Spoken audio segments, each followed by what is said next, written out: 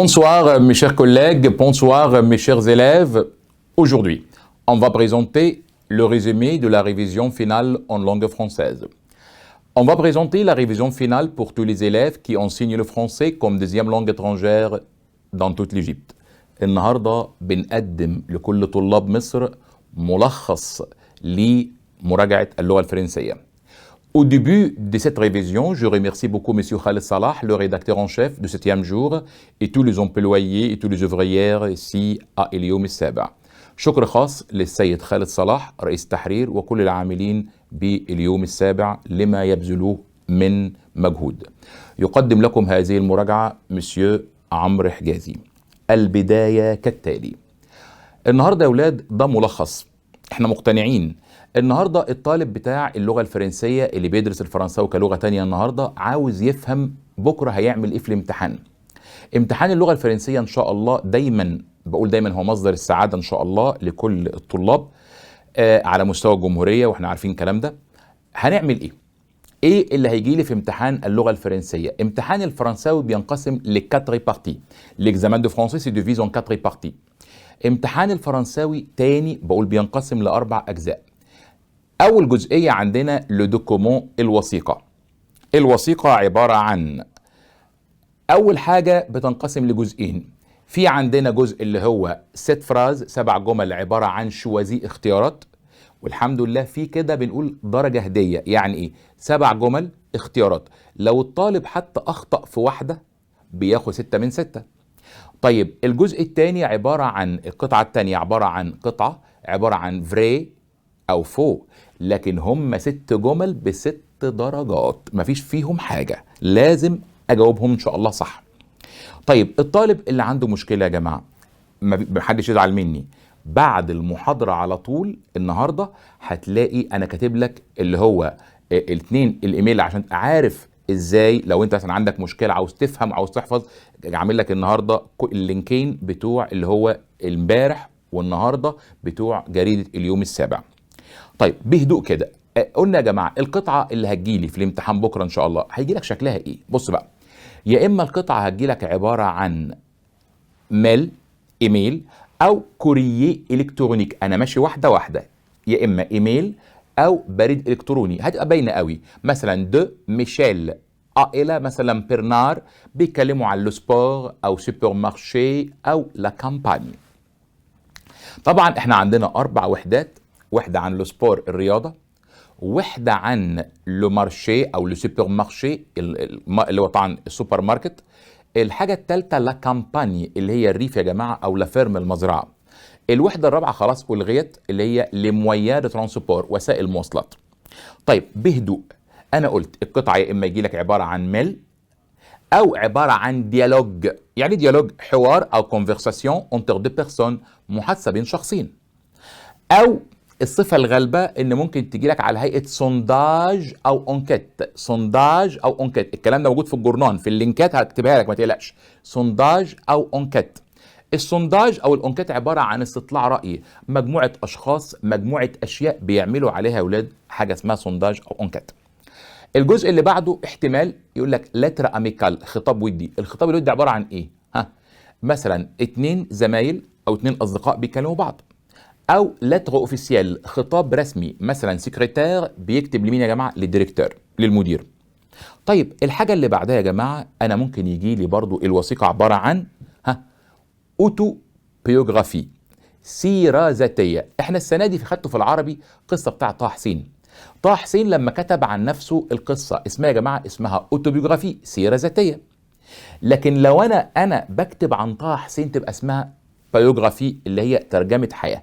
يبقى لو بتكلم عن نفسي او طه حسين بيتكلم عن نفسه اسمها اوتوبيوغرافي، سيره ذاتيه. لكن لو بتكلم عن شخص اخر اسمها بايوغرافي، ترجمه حياه. ده يا اولاد الشكل العام بتاع اللي هو القطعتين اللي هيجي لك. يبقى تاني، يبقى بكره ان شاء الله عباره عن القطعه الاولى عباره عن شوازي اختيارات، 7 اختيارات. بيجي لنا ايه؟ بهدوء خالص 7 اختيارات يا اولاد، بتختار بتحلهم كلهم، حتى لو اخطات في واحده بتاخد 6 من 6.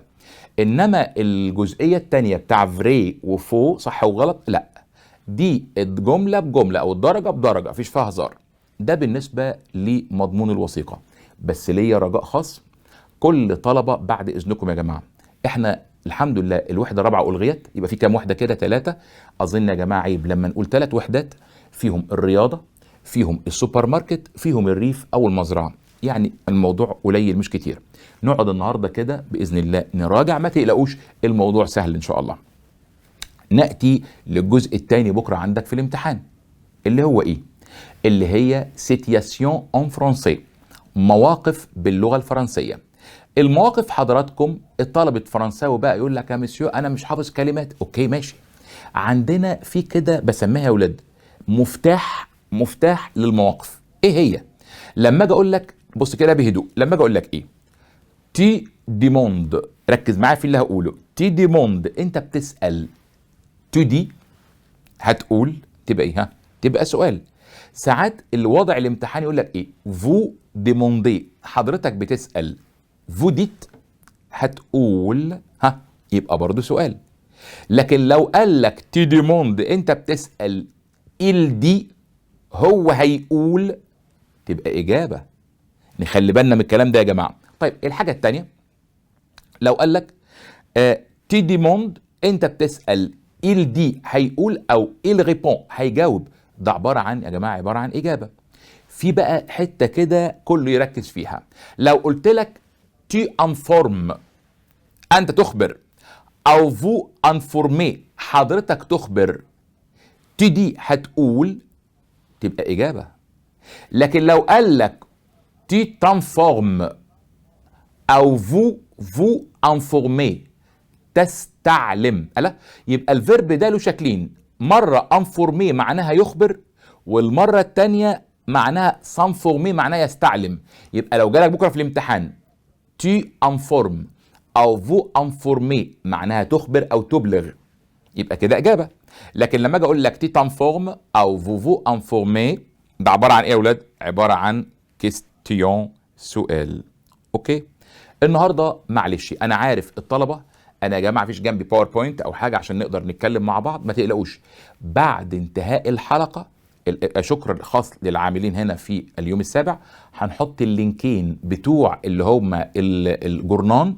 يبقى اي ولد او اي بنت يا جماعه عاوز يشوف المراجعه كامله مع مسيو عمرو حاليا، هيفتح اللينك هيلاقي صفحه الجورنان قدامه، انا عامل فيها 5 دوكومون 5 وثائق، المواقف كلها، عامل لك المواضيع كلها والايميلات، ما حدش له حجه عندي، ما تقلقوش يا ولاد.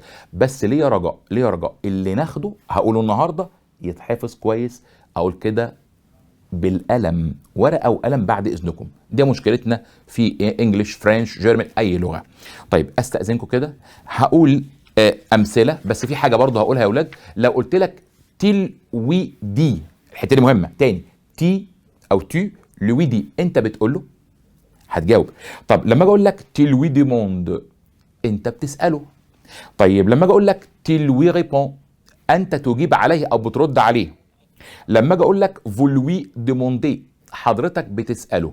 طب يا مسيو انت قاعد تقول انا عاوز امثله عشان اطبق معاك. بص بقى كده استاذنكم، انا بص يا جماعه جايب معايا امثله، والطالب بعد انتهاء الحلقه ان شاء الله هيفتح اللينكات بتاعه الجورنان هيلاقي اللي بقوله ده موجود. النهارده انا هقول لك كفايه كتر، هقول لك كفايه 4 نماذج من المواقف عشان ما نضيعش الوقت، ونبقى فاهمين ان النهارده ده ملخص لحد انتهاء الحلقه. طيب نشوف مع بعض كده. اول جمله، اول موقف يا ولاد، ركز معايا بعد اذنك عشان طبعا مفيش حاجه، مفيش بورد ورايا ولا حاجه تقدر تشوف. vous demandez à votre ami، اسال صاحبك، où on pratique la natation، اسال صاحبك اين نمارس السباحه. il dit هو هيقول، هقول لك 3 اختيارات A B C، اتفضل. اول واحده A à la piscine، تاني واحده au gymnase، تالت واحده sur la piste. بتمارس سباحه فين؟ نيميرو A à la piscine، يعني à la piscine في حمام السباحه. اوكي. طيب طبعا يا ولاد كلمه جيمناز يعني صاله العاب، وكلمه سيغ لا بيست معناها طريق الدراجات.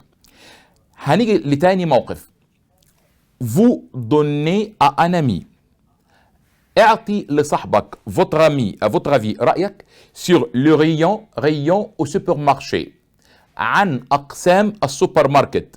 vous lui dites هتقول له طيب اعطي له رايك. ده سؤال ولا اجابه؟ ها، اعطي له رايك، تبقى يا جماعه تبقى اكيد اجابه. هقول 3 اختيارات. اول واحده quel est votre avis sur ces rayons.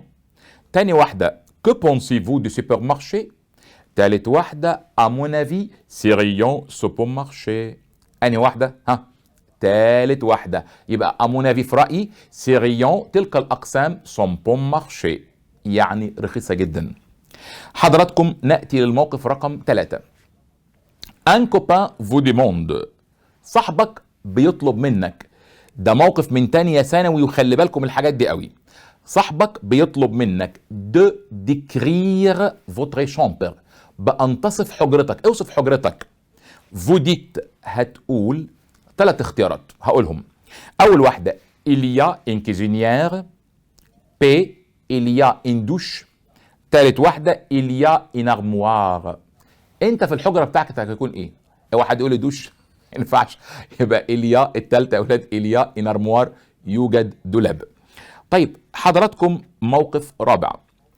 votre ami vous demande، صاحبك بيسالك l'escalade. يعني اسكالاد؟ ها، تسلق الجبال. l'escalade c'est quoi؟ ما هو؟ هتقول ها c'est un sport extrême، c'est une matière scolaire، c'est un sport classique. طب يا جماعه تسلق الجبال عباره عن ايه؟ الاولى اللي هي طبعا يا جماعه قلنا طبعا هنا ستان سبور اكستريم، رياضه عنيفه. نقول كمان موقف كمان. حضراتكم لما اجي اقول يا اولاد الموقف رقم 5. vous demandez، اسال à votre ami، اسال صاحبك de quoi on a besoin، عما نحتاج pour jouer au tennis. ها، بنحتاج ايه عشان نلعب تنس؟ انا بسال الطلبه هو اللي قدامي. هقول 3 اختيارات فكر. طيب اول واحده اما يو دو بان. تاني واحده ان راكيت اي ان بال. تالت واحده ان فيلي اي ان بالون. انهي واحده يا ولاد؟ ها، رقم بي اللي هي تاني واحده. ان راكيت يعني راكيت مضرب، اي ان بال يعني بال كره صغيره. التالتة يا ولاد انفيلي، فيلي يعني ها شبكه، وبالون كوره كبيره. لا، يبقى احنا قلنا واحده يا جماعه اللي هي راكيت وبال. اوكي. موقف كمان اللي احنا اتفقنا عليه كلمه يستعلم. بصوا معايا كده. اللي هو ثالث موقف. vous demandez à votre copain، اسال صاحبك. اسال صاحبك سي كلام مونجي، بيحب ياكل ايه؟ و هنا يا جماعه او ديجيني في الغداء. بساله هيقول ايه يا جماعه؟ هيقول جو برون دو لا كونفيتور في الغداء. طبعا عفوا في الافطار يقولها جو برون، انا هاخد دو لا كونفيتور مربى اي دي فروماج وجبنه وكده. الموقف الاخير وشكرا، خلاص اخر موقف. فو انفورمي، انا لسه قلت في اول حصه، قلت فو انفورمي معناه تخبر. فوتر امي صاحبك سير لور دو ماتش، عن ساعه المباراه، اخبره عن ساعه المباراه. هتقول ده اجابه صح. هقول 3 اختيارات. رقم 1 à quelle heure commence le match. تاني واحده le match commence à 18h. التالتة à mon avis ce match est très utile. أنا واحده يا ولاد؟ رقم بي لو ماتش كومونس يبدا الساعه كام؟ ا 18 الساعه 6 مساء. بس في حاجه بقى، لو انا قلت بدل فو انفورمي تخبر، قلت فو انفورمي تستعلم، يبقى اخد انا واحده، اخد الاولى اكيلر كومونس لو ماتش، في اي ساعه تبدا المباراه. النهارده يا ولاد احنا خدنا مجموعه مواقف بنطبق يا ولاد، بنحاول نطبق. طبعا ما تقلقوش، انا كل حاجه في الاخر اقول لك هتذاكر ايه، ما تقلقش خلاص.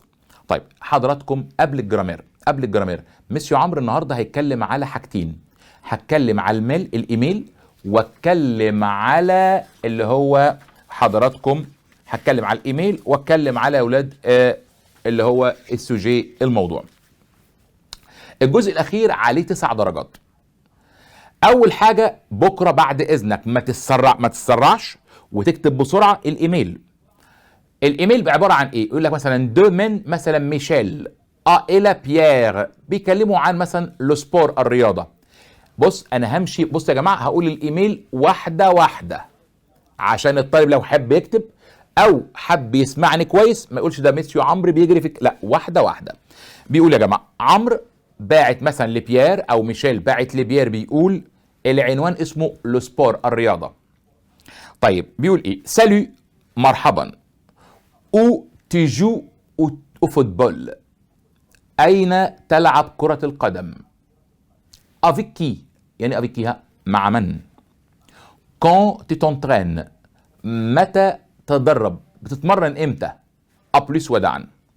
بكره حضرتك الصفحه قبل الاخيره اللي انت بتجاوب فيها، صفحه اللي هي البوكليت يا جماعه، انت بيجي لك عباره عن 3 اسئله فوق خالص في اول صفحه، وبقيت صفحه فاضيه. هتعمل ايه بكره؟ هتيجي في الجنب الشمال هتكتب لي كلمه سالو مرحبا. احنا هنجاوب بقى سالو مرحبا. ها، بقول لك اين تلعب كره القدم، هتقول لي ايه؟ ها، اول حاجه اقول كده يا جماعه، جو جو او فوتبول. ها، انا العب كره القدم. واحد يقول لي او كلوب، في النادي. واحد يقول لي استاد. واحد يقول لي دون لو تيران، في ارض الملعب. كل ده صح. طيب بيقول لك بعد كده طب هتلعب مع مين؟ هقول كده، اكمل اقول ايه؟ افيك مي كوبان، مع اصحابي، مع اصدقائي. طيب كم مره بتتمرن يا مسيو؟ هقول كده جو مونترين، انا بتمرن 3 فوا، 3 مرات، باغ سيمين، اسبوعيا. جي مونترين، اهو بقولها تاني، انا بتمرن 3 فوا باغ سيمين، 3 مرات اسبوعيا.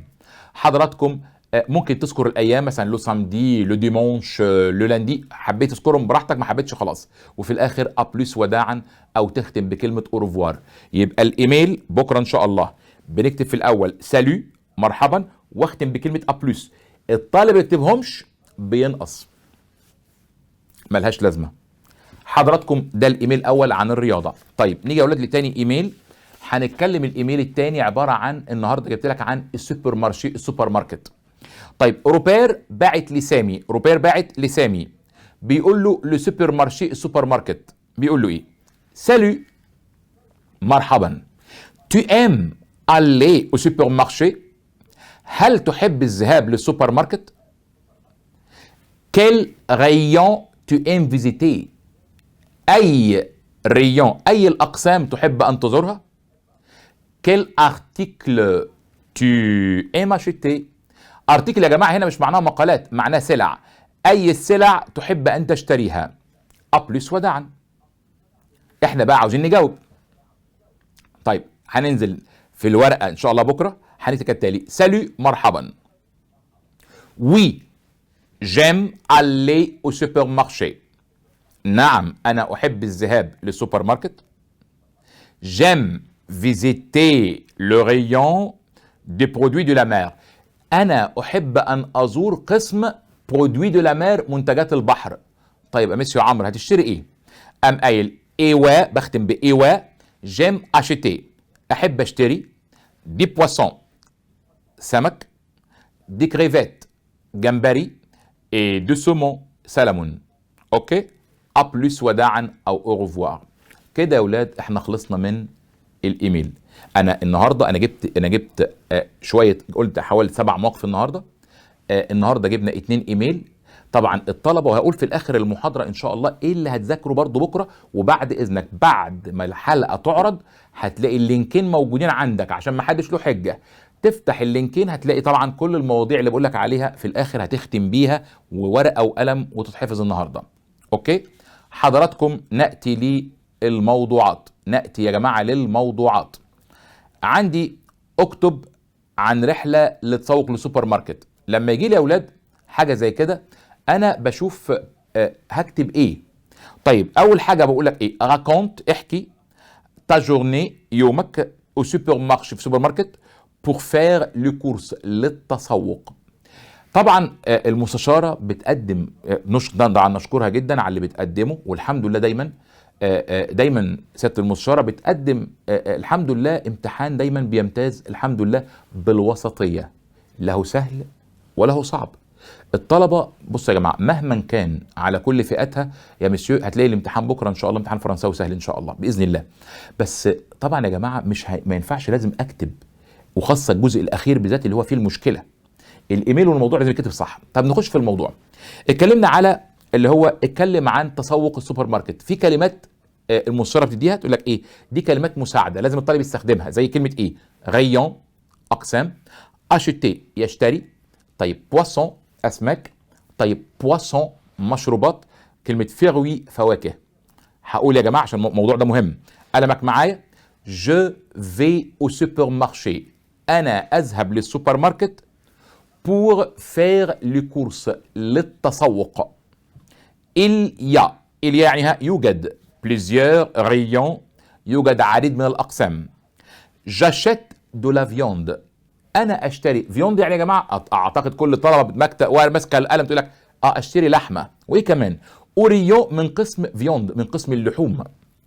j'aime le produit frais، أنا بحب منتجات frais الطازجة. dans le rayon produit de la mer، في قسم منتجات البحر. on achète بنشتري دي بواسون سمك، دي كريفيت جمبري، دي زويتر محار. dans le rayon poisson في قسم المشروبات j'achète du jus، أنا بشتري عصير، du thé شاي، du lait لبن، du صودا et de l'eau minérale ومية معدنية. الموضوع الثاني اللي هو يا جماعة مكتوب ايه؟ اوصف عيد ميلاد والدك. هنحضر الحفلة ازاي؟ هنعدها ازاي؟ C'est l'anniversaire de votre père et toute la famille a participé à la préparation de la fête. Racontez. ده الإعداد للحفلة، احكي. برضو عاطين كلمات زي كلمة anniversaire عيد ميلاد، la préparation الإعداد، gâteau الجاتو، faire les courses التسوق، la musique الموسيقى. هنقول مع بعض.